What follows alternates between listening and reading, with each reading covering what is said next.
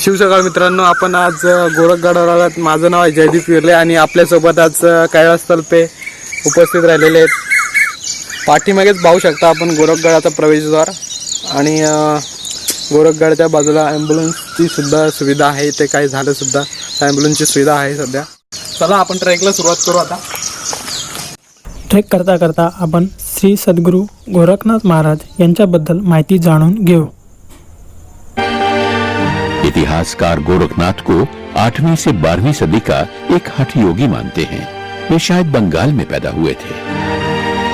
भारत के लोक जीवन में ऐसी किंवदंतियां हैं कि वे योग बल से मृत्यु को जीत चुके एक महान हठ योगी थे। गोरखनाथ के गुरु मत्स्येंद्रनाथ थे और उनके गुरु शिव थे, जिनको नाथ परंपरा में आदिनाथ कहा जाता है। मत्स्येंद्रनाथ 8वीं से 10वीं सदी में बंगाल या आसाम में किसी मछुआरे के घर पैदा हुए होंगे। वे हठ योग के संस्थापक माने जाते हैं और वे तंत्र के एक योगिनी कौल संप्रदाय की शुरुआत करने वाले भी माने जाते हैं। ये कौल ज्ञान निर्णय पुस्तक उनके द्वारा ही लिखी हुई मानी गई है। जहां आज ये कामाख्या मंदिर है, वहां कभी मत्स्येंद्रनाथ ने योगिनी साधनाएं की थी। ये स्थान योग का गढ़ रहा है। बहुत कम लोग जानते हैं कि मंदिर के चारों ओर बिखरी इस बस्ती का असली नाम गुवाहाटी न होकर योगी हटी था। मत्स्येंद्रनाथ आसाम से चलकर नेपाल आए, इसकी बहुत ही रोचक कहानी है, जिसका सार ये है कि वे जनसाधारण का कल्याण करने वाले योगी थे।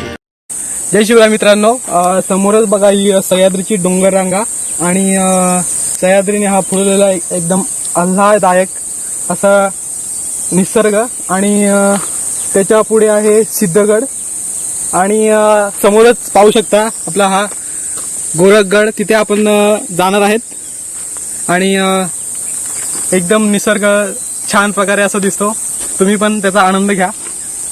मत्स्येंद्रनाथ के नेपाल आने का कारण गोरखनाथ ही है, इसलिए नेपाल गोरखनाथ को अपना राष्ट्रीय इष्ट देव मानता है। सिक्कों और राजकीय चिन्हों पर गोरखनाथ का ही नाम है। उनके सम्मान में नेपाली स्वयं को गोरखा कहते हैं। हम भारत में उनके नाम पर गोरखपुर शहर भी है। उनका उल्लेख पूरे उपमहाद्वीप में मिलता है। भारत के लोक जीवन में मत्स्येंद्रनाथ, गोरखनाथ, राजा भर्तहरि, रानी मैनावती को लेकर अनेक दंत कथाएं प्रचलित हैं। गोरखनाथ उस समय आए जब जाति भेद कट्टरता की सीमा तक पहुंच चुका था। ज्ञान पर ब्राह्मणों का वर्चस्व था। भारत के बहुसंख्यक लोग आध्यात्मिक भूख से तड़प रहे थे। उन्होंने ऐसे लोगों को धर्म परिवर्तन से रोका। जातिवाद और बाह्य आडंबरों पर उनकी चोट तिल मिला देने वाली थी। भक्ति की सामाजिक क्रांति उनकी ऋणी है। उनके बिना मीरा, कबीर, दादू, वाजिद, फरीद नहीं हो सकते थे।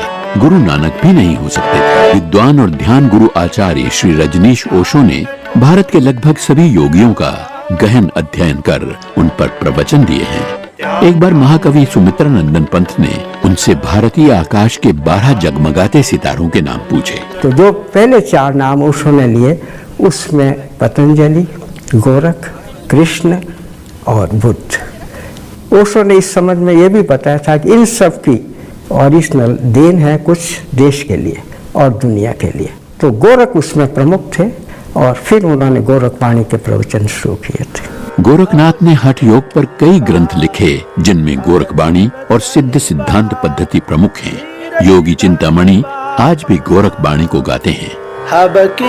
गोरखनाथ से प्रभावित होकर 14वीं सदी में योगी स्वात्मा राम ने हठ योग प्रदीपिका लिखी। ये पुस्तक हठ योग का उत्कर्ष है। प्रदीपिका 84 मुख्य आसनों की बात करती है। 5000 साल पुरानी सील में आपने जिस भद्रासन को देखा था, उसका स्पष्ट वर्णन भी इसी पुस्तक में है। हठ योग प्रदीपिका के आसन ही आज योगा बनकर पूरी दुनिया में छाए हुए हैं।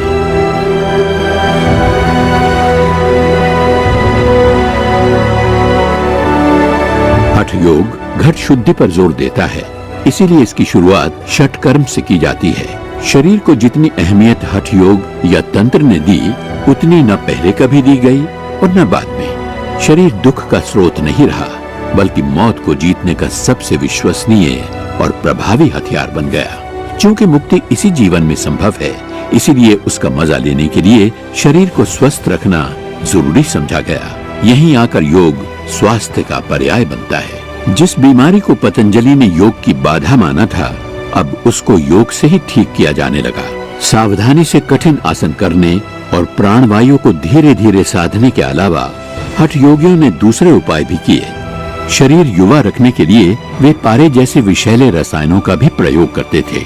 उनका लक्ष्य था सदा रहे कंचन सी काया। कंचन योग की बुनियाद 4 चीजों पर टिकी है: आसन, प्राणायाम, मुद्रा और नादानुसंधान। अनाहत नाद में मन को लीन करना ही नादानुसंधान है। आंखें बंद होती हैं और आसपास से बिल्कुल बेखबर रहते हैं, लेकिन हमारी चेतना सोते समय भी सब कुछ देखती रहती है। हमारी चेतना हमारी नींद को भी देखती रहती है। ये प्रकृति के हर भाव, हर कर्म की साक्षी है।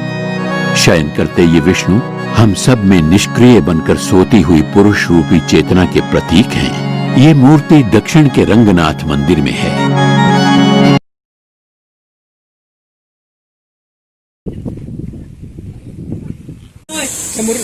आज आपण आलेलो आहोत गोरखगडावरती। पहिल्यांदा आपण गोरखगडाच्या जिथं आपण पायथ्यावरून आलो तेव्हा देहरी गाव, आणि त्या देहरी गावातून आपण वरती चालत आलो, आणि त्या चालत येत असताना आपल्याला थोडासा एक डोंगर पार करून नंतर आपल्याला एक प्रवेशद्वार लागलं, आणि प्रवेशद्वाराच्या नंतर आपल्याला तिथून थोड्या वरती पायऱ्या लागल्या, आणि त्या पायऱ्या चढून आल्यानंतर तिथून एक प्रशस्त मोठी गुहा आहे। तिथं शंकराचं एक चित्र काढलेलं आहे, आणि त्या चित्राच्या पासून थोडं नाथ महाराजांचं सुद्धा इथं हे आहे, चित्र आहे। ती प्रशस्त गुहा पाहून नंतर थोड्या अंतरावरती आपल्याला पाण्याचे टाके लागतात। त्या पाण्याच्या टाक्यावरून आपल्याला एक थोड्याच अंतरावरती एक शिडी लागते, आणि त्या शिडीवरून चालत वरती येत असताना छोट्या छोट्या पायऱ्या आहेत, आणि या पायऱ्या चढतात असताना स्वतःची काळजी घ्या, आणि प्रशस्त रोहन तंत्र तुमच्याकडे असणं आवश्यक आहे। त्यावरून येत असताना स्वतःची काळजी घेतलीच पाहिजे, कारण कोणतीही हलगर्जी केली तर तुमचा जीवही धोक्यात जाऊ शकतो।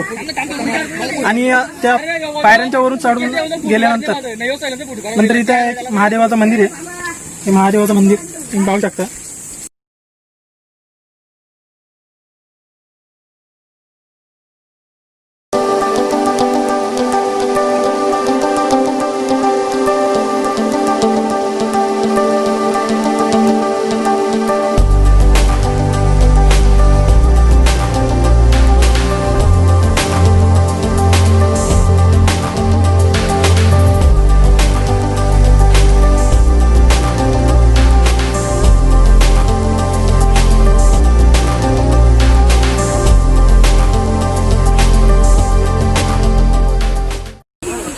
आताच आपण संपूर्ण किल्ला फिरलेलो आहे आणि सर्व भटकंती झालेली आहे, आणि आता आपण घराकडे रवाना होत आहे।